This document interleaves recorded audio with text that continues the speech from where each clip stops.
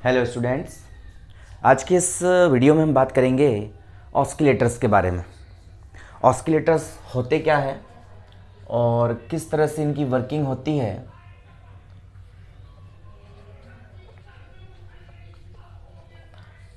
ऑस्किलेटर्स क्या होते हैं, क्यों हम ऑस्किलेटर्स को यूज़ करते हैं, किस तरह से इनकी वर्किंग होती है, एक कांस्टेंट आउटपुट फाइंड करने के लिए किस तरह का इनके ऊपर फीडबैक दिया जाता है, उसको हम यहाँ डिस्कस करेंगे। तो हम ये कह सकते हैं कि ऑस्किलेटर्स जो होते हैं ये सेल्फ एक्साइटेड सर्किट्स होते हैं। It is a circuits for self excited circuits होते हैं ये। सेल्फ एक्साइटेड से होने से मतलब ये है कि हम विदाउट एक बार हमने आउटपुट दे दिया, उसके बाद हमें बार बार आउटपुट देने की ज़रूरत इसे नहीं होती है। एक बार हमने सिग्नल इसमें इनपुट कर दिया तो बार बार हमें सिग्नल इनपुट करने की ज़रूरत नहीं होती। वही सिग्नल बार बार क्या होता है, रोटेट होता रहता है और हमें आउटपुट मिलता रहता है। तो ये सर्किट ऐसे सर्किट्स होते हैं जो विदाउट एनी इनपुट हमें आउटपुट पर साइनोसॉइडल वेव प्रदान करते हैं।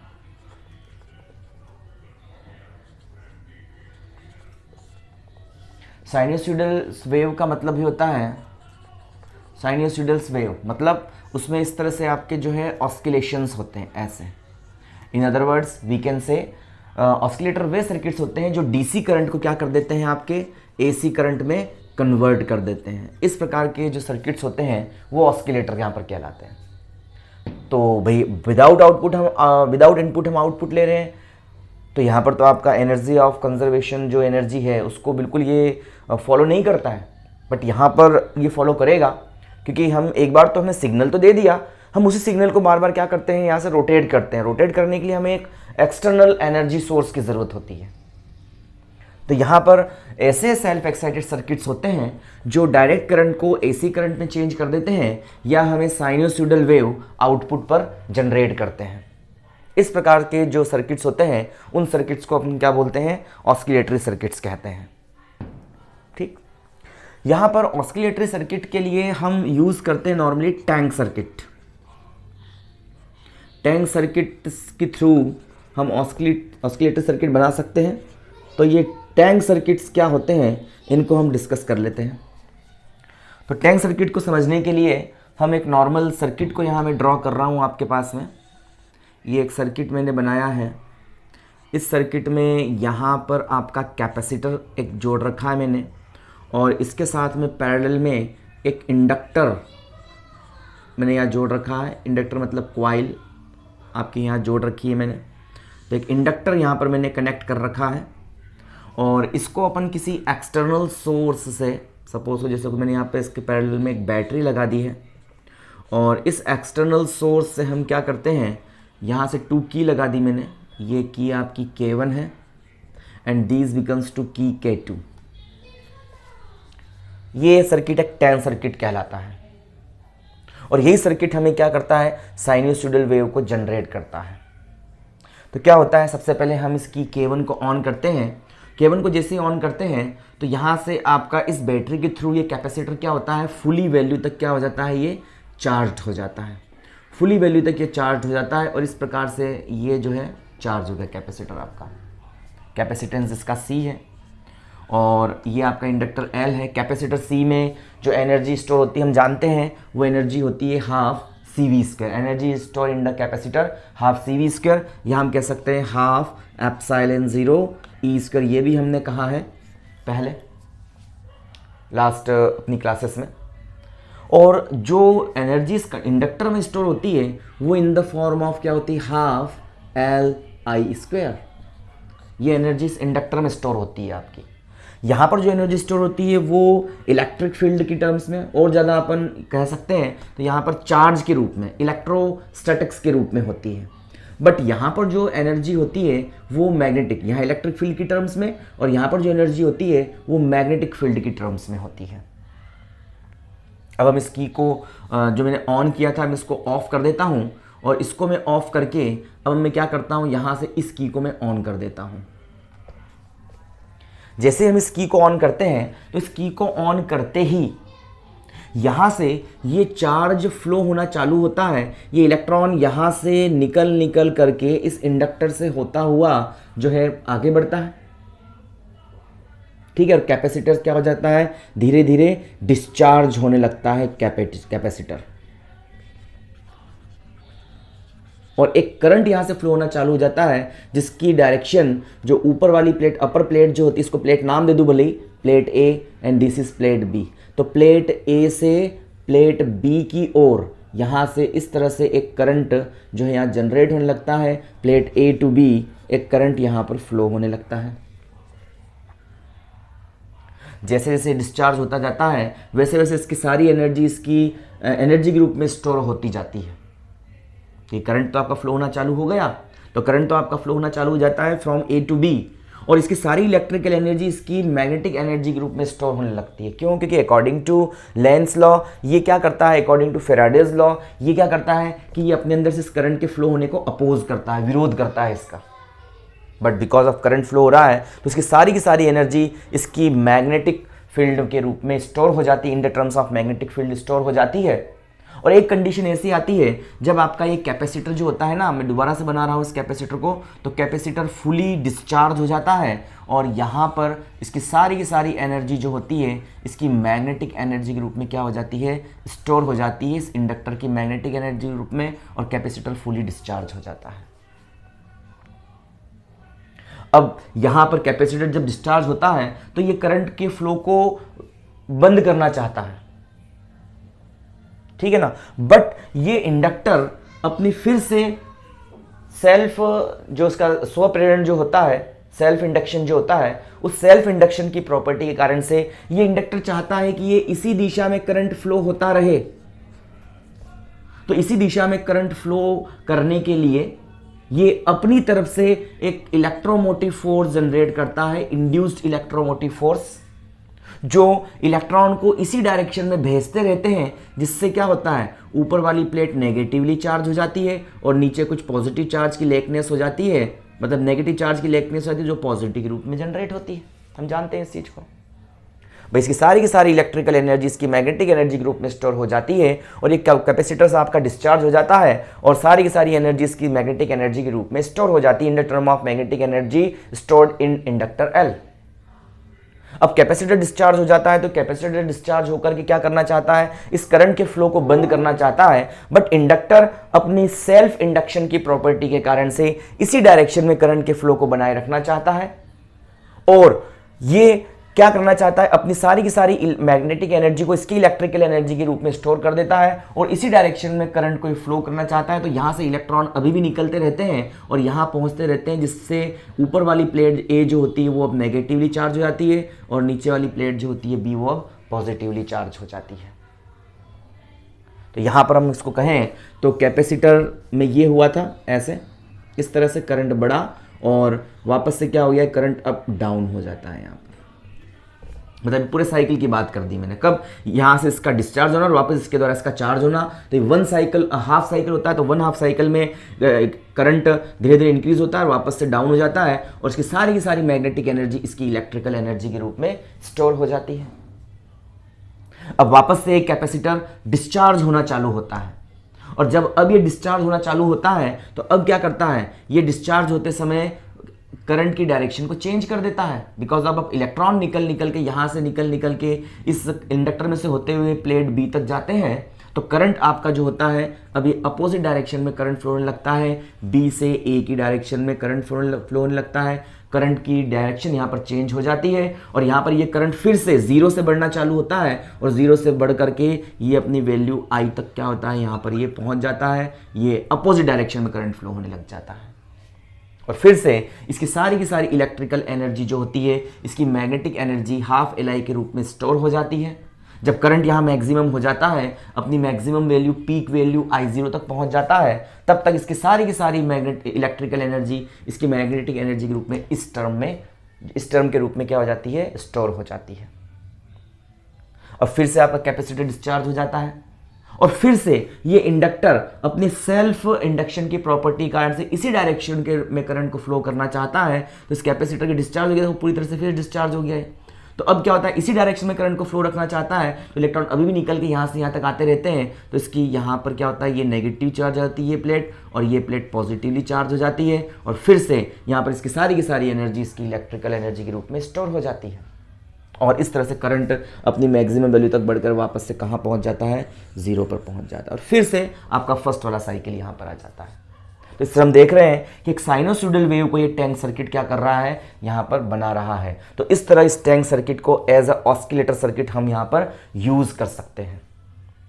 बट यहाँ पर होता क्या है, इसकी ये साइनोसॉइडल वेव बनती है, इसकी जो फ्रीक्वेंसी होती है वो होती है 1/2π अंडर रूट, ये होती है 1/LC माइनस का R²/4L,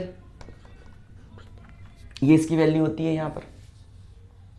और यहाँ पर L इंडक्टर की जो है इसका सेल इंडक्टर कोफिशिएंट है, C कैपेसिटेंस है, R जो है इस सर्किट का रेजिस्टेंस है। मतलब यहाँ पर जो फ्रीक्वेंसी है वो इस R पर डिपेंड कर रही है। इसका मतलब जो फ्रीक्वेंसी R पर डिपेंड कर रही है, और R के होने से क्या होगा, यहाँ पर हीट लॉस होगा H = I²R की टर्म्स में। तो यहाँ पर इस सर्किट आपका क्या हो जाएगा, थोड़ा हीट हो जाएगा, और इसकी जो एनर्जी है जो इसमें और इसमें स्टोर होती है वो धीरे धीरे कम होना चालू हो जाएगी बिकॉज ऑफ हीट लॉस के कारण से। तो इसके जो आपके एम्पलीट्यूड रहेंगे ना, वो एम्पलीट्यूड पहले तो बहुत ज़्यादा होंगे, और बाद में धीरे धीरे ये एम्पलीट्यूड कम होते होते ये जो आपका है ये ख़त्म हो जाएगा, और यहाँ से जो है इस तरह से आपका जो है मुझे एक ऑस्किलेशन यहाँ मिलेगा, है ना, डैम्प्ड ऑस्किलेशन इसको अपन यहाँ पर कहेंगे। मतलब ऑस्किलेशन यूनिफॉर्म नहीं रह पाएगा, धीरे धीरे इसके एम्पलीट्यूड कम होते होते through this resistance, heat loss of this resistance in this circuit, तो ये एम्पलीट्यूड धीरे धीरे कम होते जाएंगे, और इस प्रकार का ऑस्किलेशन क्या कहलाता है, आपका डैम्प्ड ऑस्किलेशन कहलाता है। तो डैम्प्ड ऑस्किलेशन यहाँ पर होने लग जाएगा इस सर्किट के कारण से, सर्किट के रेजिस्टेंस के कारण से। तो इस प्रकार से ये ऑस्किलेशन डैम्प्ड ऑस्किलेशन हो जाता है। अब अगर हम जितनी हीट का लॉस हो रहा है उतनी हीट के लॉस को अगर हम एक्सटर्नल सर्किट से इसको दे दें, जितनी हीट का लॉस हो रहा है ना उसको अपन कोई एक्सटर्नल सर्किट जोड़ के इसको दे दें, तो हम क्या कर सकते हैं, हम फिक्स एम्पलीट्यूड की यहाँ पर साइनोसॉइडल वेव को क्या कर सकते हैं, फाइंड आउट कर सकते हैं, और फिक्स साइनोसॉइडल वेव हमें यहाँ मिल जाती है, जिसका अपन यूज़ करते हैं सर्किट्स में। आपने देखा होगा कंप्यूटर में SMP लगा होता है, पावर सप्लाई लगी हुई होती है। उस पावर सप्लाई का मेन वर्क यही होता है, क्योंकि आपका AC जो है वो बार बार उसका एम्पलीट्यूड घटता बढ़ता रहता है। साथ ही साथ हम AC ले रहे हैं और DC इसमें सप्लाई कर रहे हैं, तो DC आ कहाँ से, तो वहीं से मुझे DC मिल रही है, सर्किट लगा हुआ है उसमें, है ना। ऑस्किलेटर ऑस्किलेट करता है आपके सिग्नल्स को। तो यहाँ पर यही चीज़ होती है, यहाँ पर हमें जो है वेव तो मिल रही है ये वाली, और इस जितना वेव हो रही, जितना भी एनर्जी हीट लॉस के कारण एनर्जी लॉस हो रहा है, उस हीट लॉस के कारण जो एनर्जी लॉस हुआ है, अगर हम इसको किसी एक्सटर्नल सर्किट से इसको वापस से दे दें, तो इस कंडीशन पे हम क्या कर सकते हैं, यहाँ पर जो है एक फिक्स्ड एम्पलीट्यूड की साइनोसॉइडल वेव फाइंड आउट कर सकते हैं, जिसको अपन सर्किट्स में क्या कर सकते हैं, यूज़ कर सकते हैं। बट यहाँ पर अगर मैं एक्सटर्नल कोई बैटरी अटैच करके इसको मैं यहाँ से सिग्नल दूं, तो ऐसा कंपलसरी थोड़ी ना है कि उस एक्सटर्नल सर्किट का जो एम्पलीफायर, इसके ऑस्किलेशंस कब ऐसे होंगे, जब जो हम ऑस्किलेशन दे रहे हैं उसका फेज और इस सिग्नल का फेज दोनों कैसे हो, बिल्कुल सेम हो। और सेम फेज की हम जो है यहाँ पर एक्सटर्नल सर्किट लगा करके हम उसके साथ उसको सेम फेज में इस सिग्नल के साथ नहीं कर सकते।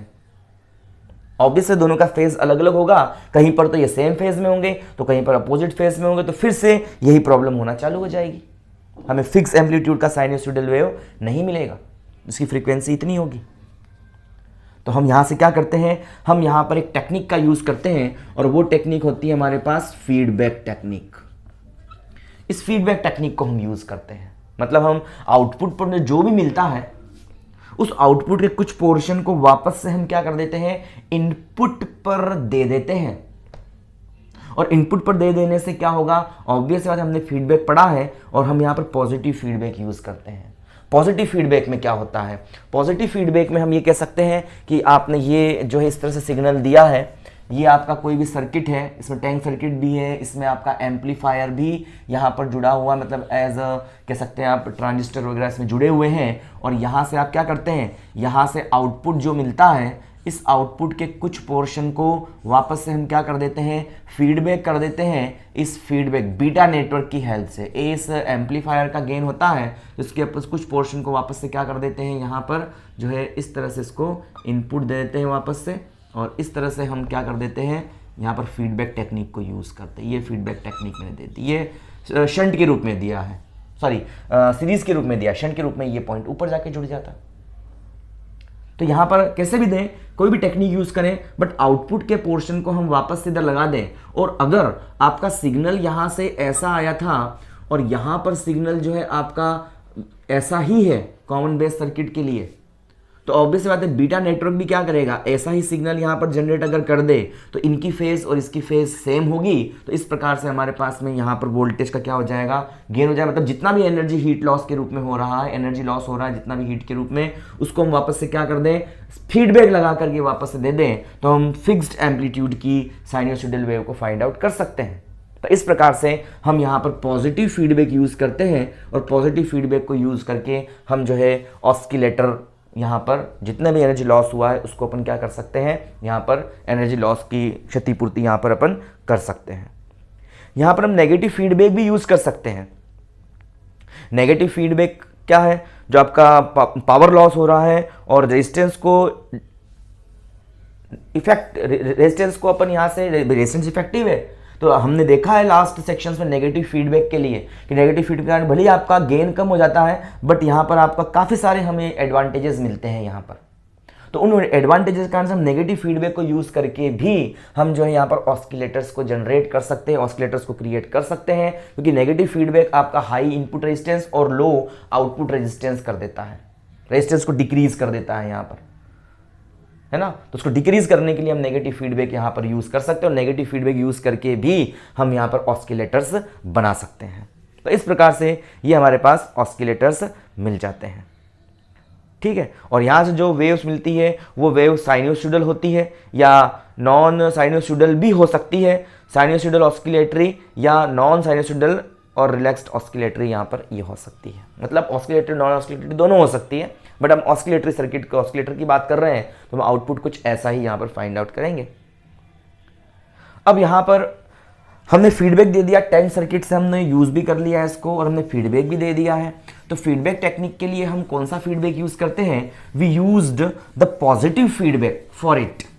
हम इसके लिए पॉजिटिव फीडबैक को यूज़ करते हैं, और पॉजिटिव फीडबैक को हम यहाँ पर यूज़ करके ऑस्किलेटर में जितनी भी एनर्जी का लॉस हो रहा है उस एनर्जी लॉस की हम क्षतिपूर्ति यहाँ पर कर सकते हैं, उसकी रिक्वायरमेंट की हम यहाँ पर पूरा कर सकते हैं। तो यहाँ पर आपका है feedback requirements for oscillation in feedback oscillation. जो आपका रिक्वायरमेंट्स होती है,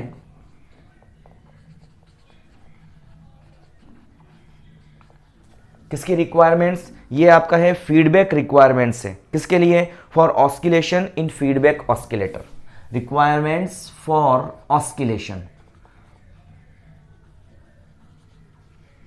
ऑस्किलेशन की क्या क्या रिक्वायरमेंट होती है फीडबैक देने के लिए, हम उसको यहाँ पर स्टडी करते हैं। तो क्या क्या रिक्वायरमेंट होती है, हम यहाँ पर ये देखते हैं कि हमने लास्ट सेक्शन में कहा था कि नेगेटिव फीडबैक जब हम देते हैं तो उससे हमारे पास में जो एम्पलीफायर के गेन में है ना, थोड़ी सी यहाँ पर लेकनेस होती है। एम्पलीफायर का जो गेन होता है वो गेन थोड़ा सा डाउन हो जाता है, बट यहाँ पर हमें कुछ इसके बेनिफिट्स भी होते हैं।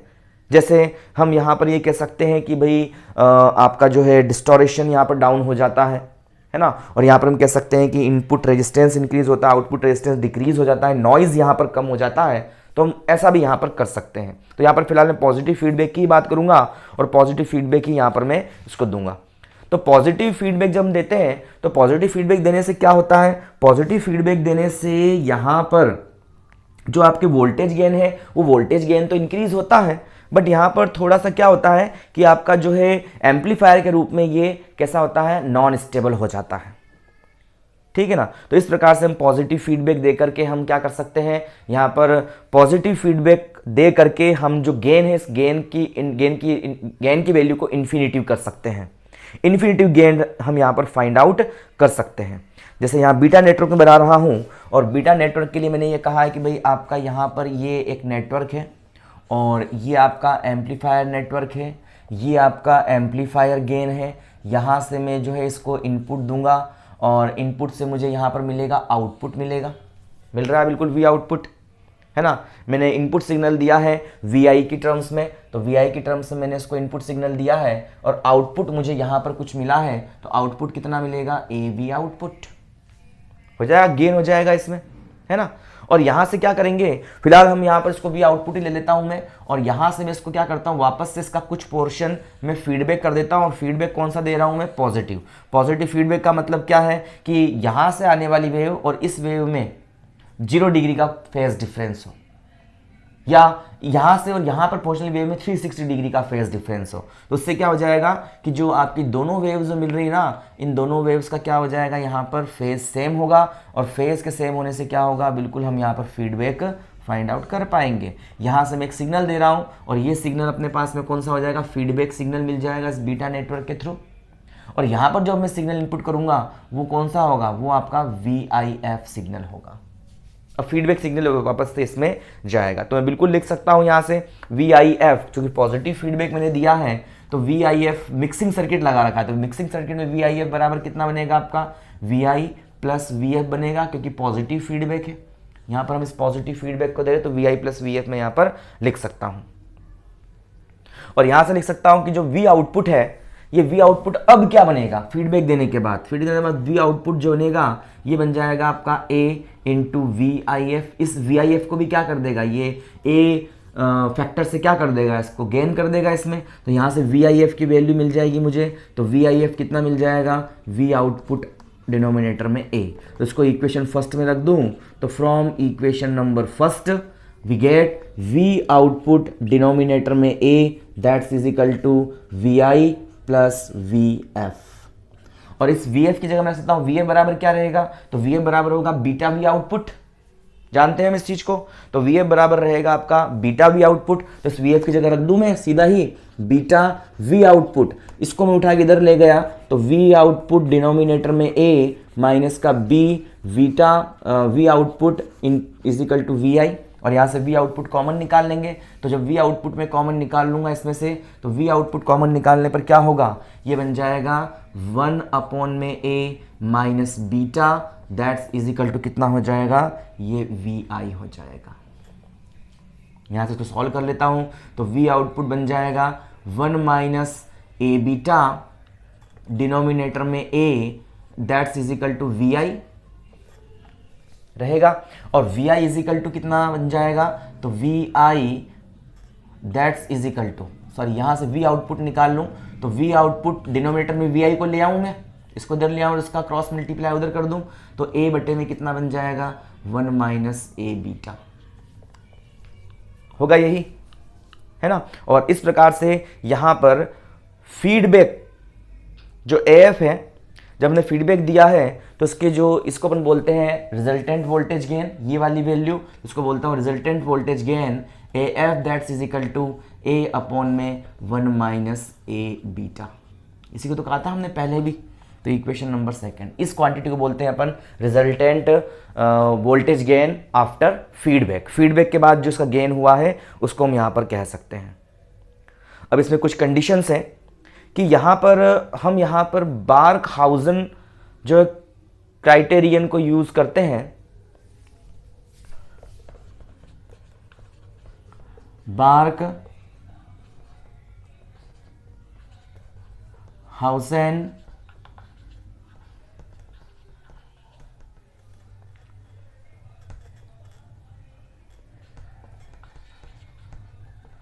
क्राइटेरिया। क्या होता है बार्कहाउज़न क्राइटेरिया, बार्कहाउज़न ने ये कहा कि यहाँ से फर्स्ट कंडीशन है कि हमारे पास जो फीडबैक फैक्टर है, ये आपका जो A बीटा है ना, A बीटा आपका फीडबैक फैक्टर कहलाता है। क्या बोलते हैं इसको, फीडबैक फैक्टर। और इस फीडबैक फैक्टर की जो वैल्यू है ये होनी चाहिए आपकी 1।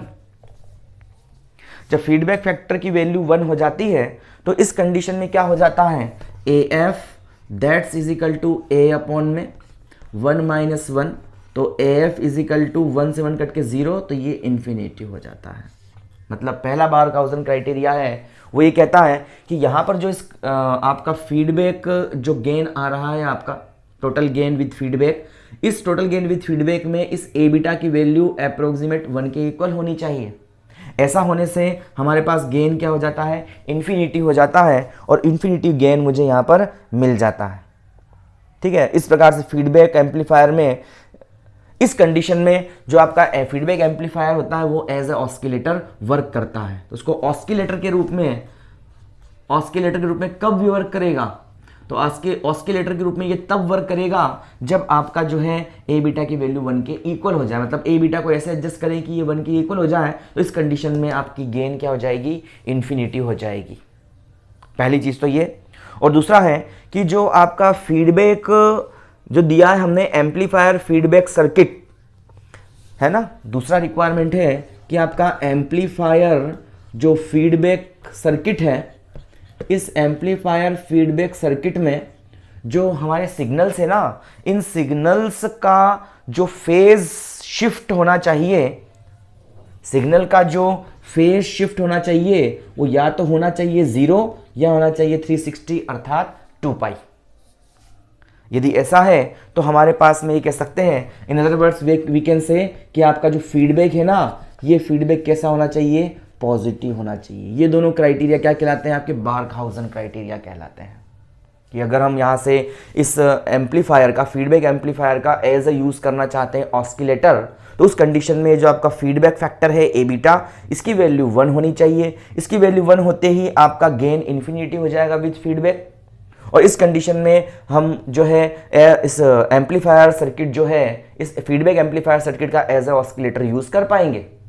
और सेकंड कंडीशन है कि आपका जो यहाँ पर फीडबैक दिया है ना, ये फीडबैक कैसा होना चाहिए, पॉजिटिव फीडबैक होना चाहिए। पॉजिटिव फीडबैक होने से मतलब मेरा ये है कि यहाँ पर जो सिग्नल हम फीडबैक में दे रहे हैं उसके बीच और इनपुट सिग्नल के बीच टोटल फेज शिफ्ट 0 या 2 पाई का होना चाहिए। भाई 0 का है तो ऑलरेडी इसके सेम फेज में है, और 360 का हो गया तो ऐसा सिग्नल आपका आया ऐसा, तो ये 180 डिग्री का फेज शिफ्ट हुआ, और ये हो गया आपका इसके और इसके बीच में 360 डिग्री का फेज शिफ्ट हो गया, तो वापस से सेम फेज में हो जाएंगे। और सेम फेज में होने से यहाँ पर जो है हमारे पास में एज ऑस्किलेटर ये आपका जो है एम्पलीफायर, फीडबैक एम्पलीफायर है, ये वर्क करने लग जाएगा। तो इस प्रकार से हम इसको यूज़ करते हैं। और यहाँ पर ये आपका जो क्राइटेरियन है ये बारखाउज़न क्राइटेरियन कहलाता है। एग्जाम में इस क्वेश्चन को ऐसे पूछते हैं कि टैंक सर्किट में कई बार पूछा भी गया है कि भी टैंक सर्किट में किस प्रकार से जो है आपका एनर्जी स्टोर होता है, किस तरह से tank circuit as a oscillator use करता है, और इसके लिए बारखाउज़न क्राइटेरिया क्या है। तो उसके लिए बिल्कुल हम वो चीज़ लिख करके, इतना लिख करके, और हम इसमें बारखाउज़न क्राइटेरिया को यहाँ पर शो कर सकते हैं। ये क्राइटेरिया आपका बारखाउज़न क्राइटेरिया कहलाता है। ठीक है ना। जब रियलिटी में होता क्या एक्चुअल में कि जब आपके ऑस्किलेशन जब शुरू होते हैं ना, तो ए बीटा की वैल्यू 1 से ज़्यादा होती है, 1 से बहुत ज़्यादा होती है, वैल्यू 1 से ग्रेटर देन होती है। बट यहाँ पर जैसे जैसे आपका ऑस्किलेशन होता जाता है तो एक कंडीशन के बाद में ए बीटा की वैल्यू 1 के इक्वल हो जाती है, और उस समय क्या होता है, हम यहाँ पर बिल्कुल कह सकते हैं कि फिक्स्ड एम्पलीट्यूड के ऑस्किलेशंस चालू हो जाते हैं, है ना। और यहाँ पर ऐसा कौन करता है, तो यहाँ पर इसमें सर्किट जुड़े हुए होते हैं, वो सर्किट ऐसा काम करते हैं। मतलब ये जो यहाँ पर जो भी हो रहा है कि पहले तो बहुत ज़्यादा है, लेकिन इसको ए बीटा बराबर 1 तक एडजस्ट कौन करेगा, तो इस सर्किट में ये सेल्फ कंडीशन होती है इसकी, सेल्फ, इसमें कुछ सर्किट जुड़े हुए होते हैं, तो सेल्फ इस वर्क को कर देते हैं, हमें एक्सटर्नल कुछ भी यहाँ पर नहीं करना होता है। ठीक है ना। और साथ ही साथ यहाँ पर जो आपका एम्पलीट्यूड होता है, ऑस्किलेशंस का एम्पलीट्यूड बहुत ज़्यादा होता है, बिग एम्पलीट्यूड होता है इनका, ह्यूज एम्पलीट्यूड होता है इन ऑस्किलेशंस का। तो बिग एम्पलीट्यूड से या ह्यूज एम्पलीट्यूड से होता क्या है कि यहाँ पर एक तो आपका नॉन लीनियर डिस्टोरेशन, जो नॉन लीनियर डिस्टोरेशन होता है यहाँ पर, इस नॉन लीनियर डिस्टोरेशन के कारण से क्या हो जाता है, इसमें आपके हार्मोनिक्स प्रेजेंट होते हैं, है ना। बिग ह्यूज आपके एम्पलीट्यूड क्यों रहते हैं यहाँ पर, जब आपका एम्पलीट्यूड बिग ह्यूज हो जाता है तो इसमें कुछ नॉन लीनियर हार्मोनिक्स भी होते हैं, लेकिन आपका ऑस्किलेशन कैसा है, ज़्यादा एम्पलीट्यूड का हो रहा है, एम्पलीट्यूड आपका कैसा है, ज़्यादा है, तो उस कंडीशन में ये नॉन लीनियर डिस्टोरेशन भी यहाँ पर कम हो जाते हैं। और यहाँ पर हम एक चीज़ ध्यान रखते हैं कि यहाँ पर जो आपका क्यू पॉइंट है, क्वेश्चन पॉइंट, इसकी वैल्यू भी क्या ली जाती है, यहाँ पर हाई ली जाती है। भाई आपका बिल्कुल ह्यूज एक तो एम्पलीट्यूड मिल रहा है जो नॉन लीनियर डिस्टोरेशन को और हार्मोनिक्स को यहाँ पर कम कर रहा है, और साथ ही साथ यहाँ पर क्यू की वैल्यू भी क्या ली जाती है, हाई ली जाती है, जिससे इन हार्मोनिक्स का इफेक्ट हमारे सर्किट पर बिल्कुल भी नहीं पड़ता है। और अप्रोक्सीमेट हम यहाँ पर जो है प्योर वेव को फाइंड आउट कर लेते हैं, क्यू पॉइंट कैसे लेना है और क्यों लिया जाता है ना, फेथफुल एम्प्लीकेशन फाइंड आउट करने के लिए हम ऐसा करते हैं, ठीक है ना। तो जो ऑस्किलेशंस मिल रहे हैं, पहले ये कंडीशन होती है, बाद में ये कंडीशन सेटिस्फाई हो जाती है और हमें हाई एम्पलीट्यूड की यहाँ पर ऑस्किलेटरी साइनोसॉइडल वेव मिलती है। हाई ऑस्किलेशन होने के कारण से एक तो नॉन लीनियर डिस्टोरेशन इसका डिक्रीज हो जाता है, और साथ ही साथ क्यू पॉइंट जो है वो भी हम यहाँ पर इसका हाई लेते हैं। इस क्यू पॉइंट को हाई लेने से इसमें जो हार्मोनिक्स है उनका इफेक्ट भी कम हो जाता है, और हम एक फिक्स एम्पलीट्यूड की प्योर वेव हम यहाँ से फाइंड आउट कर लेते हैं। तो इस प्रकार से आपका जो है ये ऑस्किलेटरी सर्किट वर्क करता है। नेक्स्ट सेक्शन में हम इसके ऑस्किलेशन के डिफरेंट टाइप्स देखेंगे कि कितने टाइप के आपके ऑस्किलेटर्स होते हैं, उनको हम यहाँ पर डिस्कस करेंगे।